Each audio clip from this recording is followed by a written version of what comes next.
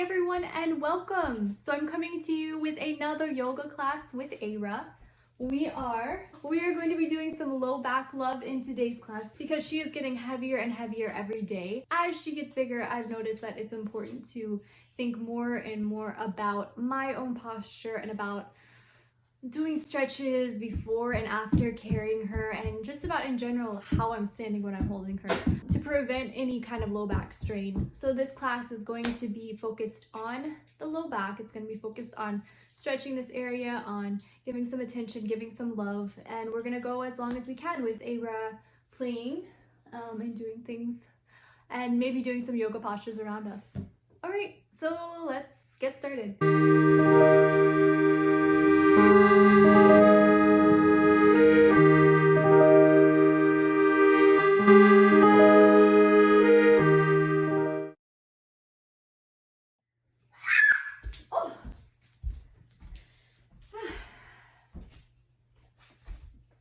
So let's get right to the things that bring the most love to the low back, because practicing with a toddler, we never know how long it's going to last. So while Aira's playing with her horses, we'll do child's pose. So child's pose, big toes touch, knees separate, and you walk your arms forward. So you're just coming to rest in between your legs. Forehead can ground. And there are all kinds of variations of child's pose. So if you have props with you, a blanket or a towel can be nice to slide in between the hips and the heels. That can especially be nice if it feels like this posture creates any strain on the knees. And then taking a block underneath your head can be nice to do also if you're going to be in this posture a little bit longer. I don't think we'll be in this posture too long here, but we'll see how long Aira lasts. But so when you come into child's pose, it's kind of nice to just curl your fingertips out and forward and think about drawing your toes backwards in the opposite direction. So this posture is really nice, just a traction out the spine. Yes. Oh. If you have a block underneath your forehead, it's really nice to rock the forehead back and forth. I'm just shaking the head no a few times. Easing out any tension, any stress in the brow line.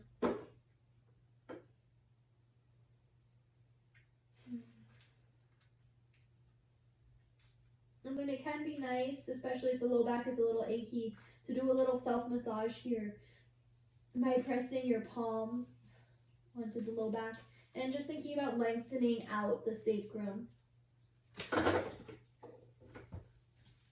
Just giving a gentle rub.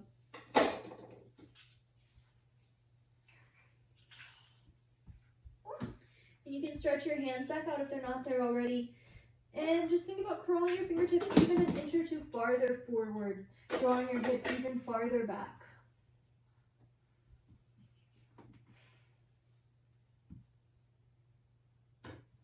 And either stay in center or curl all 10 of your fingers to the right top corner of the mat. As you do, think about drawing your left heel back, only to a degree that feels safe in your body. So if there's ever any pain, that's a sign that you've gone too far. Then come back through center and curl your fingertips to the left top corner. Wow! Right hip pins back. Oh, wow! Yeah. And then come back through center and then make your way into tabletop. So all fours, knees down, palms ground. You can now take your blanket and slide it underneath your knees. And then just some simple cats and cows here. So just some arching and rounding of the spine.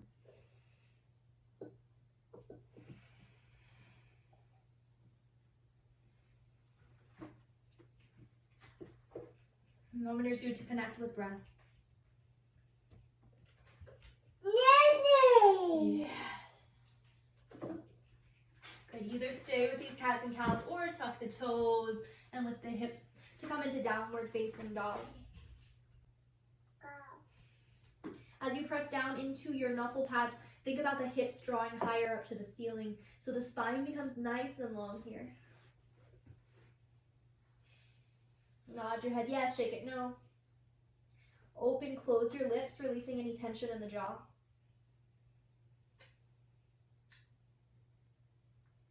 Good. Come back down to your hands and knees. Rock forward and then lower all the way down to your belly. Low cobra pose from here. So ground through each of your toenails and then peel your chest off the mat. And this one I feel is really nice it feels really nice in my back at least. So this is kind of my go-to, what I come to when I'm feeling any kind of discomfort in the back. Think about your neck being long, so the crown of the head shooting forward, toenails drawing backwards. And just pulse it a little here. As you inhale, peel your chest up another inch. As you exhale, lower down an inch. Inhale, lift. Exhale, lower. Inhale, lift. And exhale, lower. Last time, lift. This time, lower all the way down and stack your hands into a pillow. And rock your hips out side to side.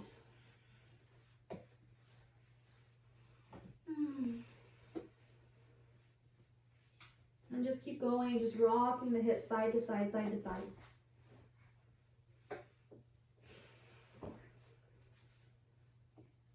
Good. Lift up either into another cobra pose, or maybe it's an upward facing dog this time, straightening the arms, and then, whoa, lifting the hips, the kneecaps off the mat. Good, come back into downward facing dog, hips lift high. Swipe your blanket aside. Tiptoe all the way up to the top of the mat. Bend your knees. Connect your hands to opposite elbows and take a nice sway from side to side.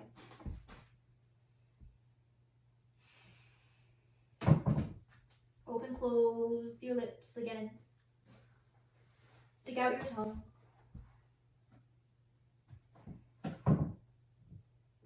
Release hands down, one vertebra at a time, roll up to stand.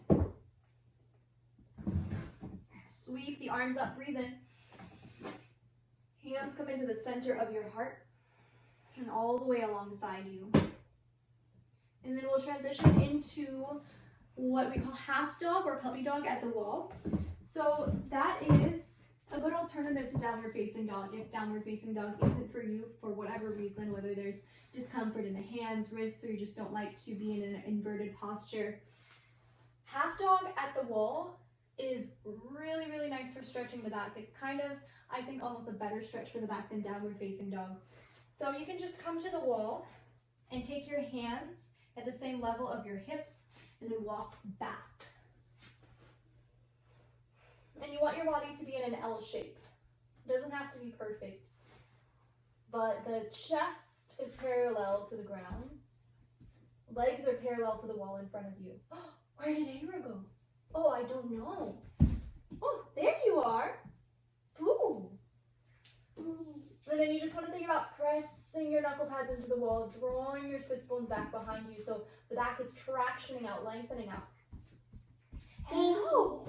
Ooh. And you can, whoa. No. Whoa. Wow. Don't touch that. Wow.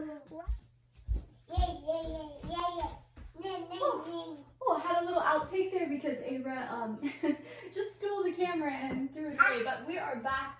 So you're in your half dog. Nothing happened. Pretend nothing happened. So you're lengthening out the spine. Oh, hello. Ooh. Maybe wagging the hips a little side to side. That's also nice to release some tension in the low back. Just a few more breaths here.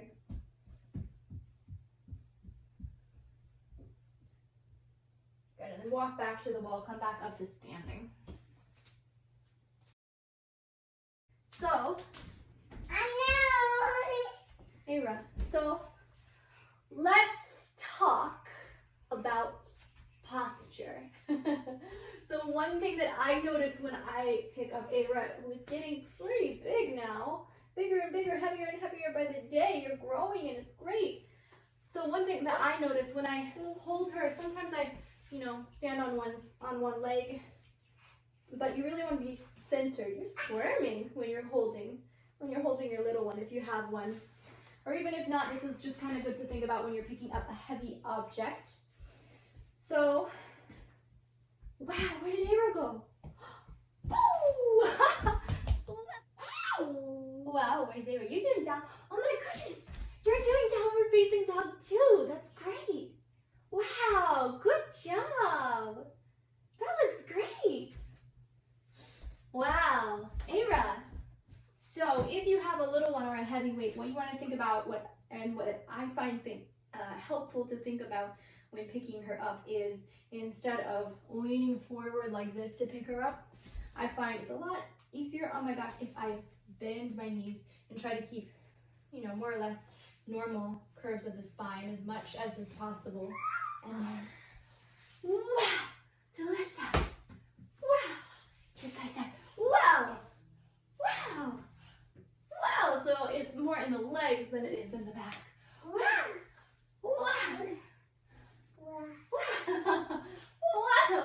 But anytime you are lifting a heavy object like this one, you do want to take some time to give the low back some love. So that down dog, that child's pose can really help. But what else helps, I find, are gentle twists. So you can come back down to the mat, and one of my favorite twists is seated. So you can extend the right leg forward and step the left foot to the outside of that leg. And if you find it's hard to sit upright here, while maintaining length in the spine, you can slide the edge of a blanket underneath your seat. Now with this upright spine, start from the pelvis and start to twist your upper body. Lengthening through the crown of the head as you breathe in, and then just a gentle rotation of the heart as you exhale. You could stay with hand on shin, or a little deeper is elbow to the outside of the knee.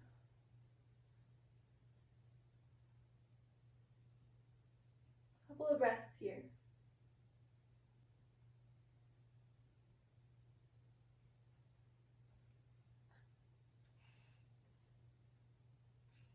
Good. Start to gently unwind this twist. Take a gentle counter twist in the opposite direction so your hands can ground to the outside of your mat. Wow. And then switch legs. Left leg extends, right knee bends, foot to the outside of that knee. Your right fingertips can tint behind you. And then you can take a gentle twist, rotating the upper body. Your gaze can be anywhere, but deeper is the gaze coming behind you.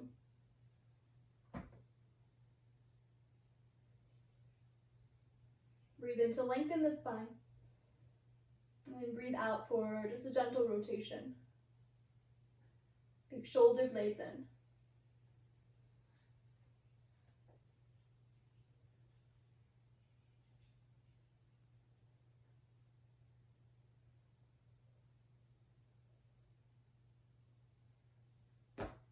Soft and smooth as you unwind. Gentle counter twist towards the left. Oh my goodness, you found toothpaste.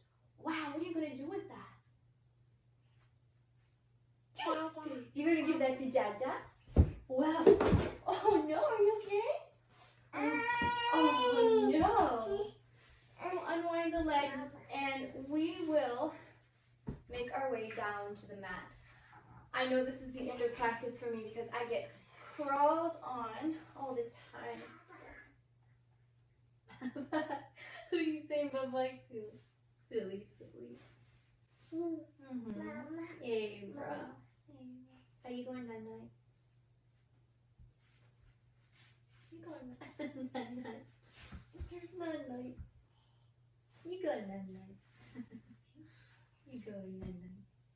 So I think it's nice to have just a little bit of blanket underneath the back of the head. Nothing big, but just a small fold. Just to cushion the back of the head. I find that to be really soothing. So once you arrive down onto the mat, you can ground your feet down so they're about hips width apart. And as much as space allows, just kind of start to windshield wiper your shins from side to side. And your arms can go wherever feels comfortable. So that might mean taking them overhead in a cactus shape or out to the side. What happened? What happened, princess? And just windshield wiper from side to side. Hello, hello, hello. Oh no, what happened? Oh no. And then you can drop your knees all the way over to the right side and your gaze can come left. So just a gentle twist. Ava, thank you so much for being my prop. Ava. Take your knees back through center and sweep them over to the left side. Gaze can move over to the right side. That's my belly button. That is my belly button. Uh-huh. Yeah. Yes, that is mommy's belly. Take your knees back through center and now cross your right ankle over your left thigh and do that windshield wiper once again. Just kind of sweeping the legs side to side. Think about drawing your right knee forward so you're getting a stretch of the outer hips. Yeah.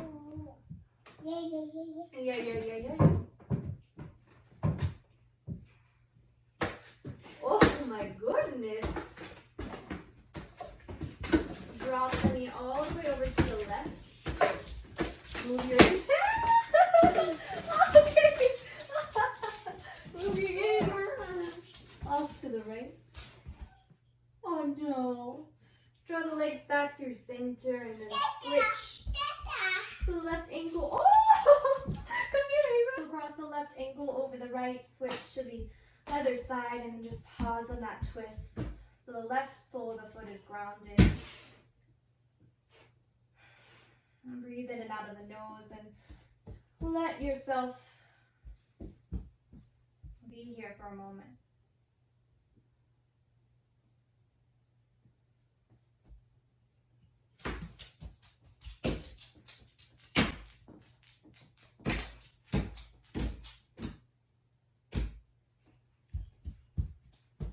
Good. Draw the legs back through center. Unwind the legs and then draw them both into your chest. So Ava has knocked down the camera now at least 3 times. So I have a feeling this is going to be the end of practice for us today. So you can just circle the knees around a few times.